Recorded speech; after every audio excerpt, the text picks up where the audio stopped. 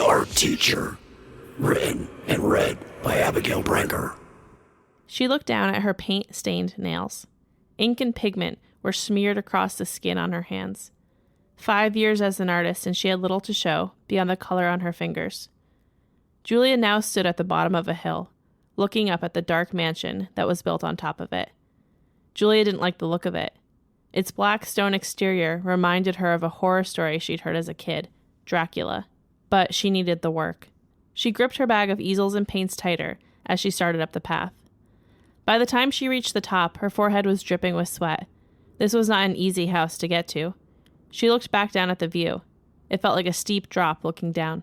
The brass lion's head knocker seemed to sneer at her as she let it clang onto the heavy wooden door, as if it knew the mistake she was making by coming to this house.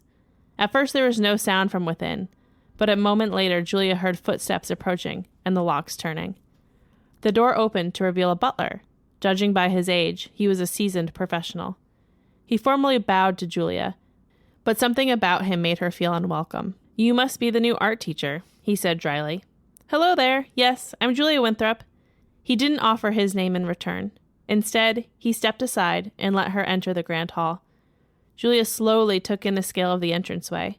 She was standing in a huge room with many doors leading in almost every direction.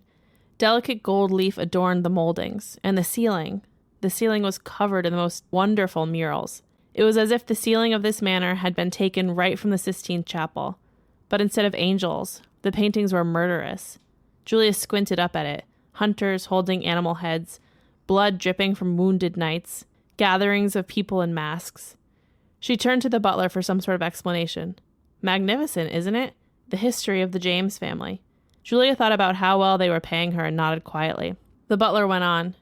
"No time to delay. I will show you to your room and then bring you to the children's quarters.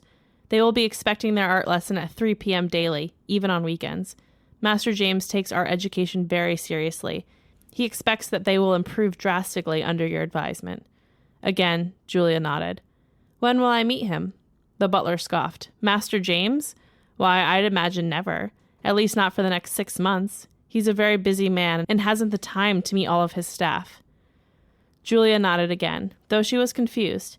She had a bad feeling about this setup, this regimented schedule. She hoped Sir James had time for his children at least. The butler showed Julia to her room, which was elegant and simple. It was clearly a room designed for the help to stay in, but it was the nicest bed she'd ever seen. As Julia plopped her heavy bags of clothes and art supplies down onto the bed, something grabbed hold of her ankle. She screamed until she looked down and saw the culprit. 2 little girls smiled up at her, their heads peeking out from under the white quilt. They must have been 6 and 8. "Well, hello there," Julia said as she bent down. "Were you trying to scare me?" The girls giggled and crawled out from under her bed. Their matching white dresses blended in perfectly with her bedding. Their blonde hair looked like it had been formed into nice braids that morning, but were now falling out and messy. Julia smiled at them. They looked sweet. "Well, it's almost time for our lesson, isn't it? Why don't you show me where the studio is?" The girls looked at each other, but didn't speak for a moment. Wide grins spread across their faces, and they nodded. Hastily, Julia grabbed hold of her supplies. They started to lead her down a dark passageway. Their little hands were ice cold as they gripped Julia's, still sweaty and clammy from the walk up the hill. Portraits lined the hallway, but none of the little girls. Master James is an odd man indeed, thought Julia. Suddenly, she felt the girls let go of her hands. She looked down to see that they had disappeared entirely. She looked around. They must be playing another prank on her, but they were gone so quickly. Was there a secret passage? Ahead of her, Julia saw a bright and airy art studio. Easels were set up, and a girl and a boy sat patiently at them, looking at her. How odd. Julia's heart skipped a beat. The advertisement only said 2 children. Julia hesitated and looked around her one more time before stepping into the studio. What was going on here? "Hello, children, I'm Julia. I'm going to teach you about art." They politely smiled. The girl looked to be about 4. Julia noticed how well behaved she was for her age, sitting there so quietly. Dark curls framed her face and complemented her emerald dress. The boy looked to be a few years older, dressed in a smart school outfit. Julia carefully started to lay out her brushes and paints, unsure of who these children were and who the girls that led her here could be.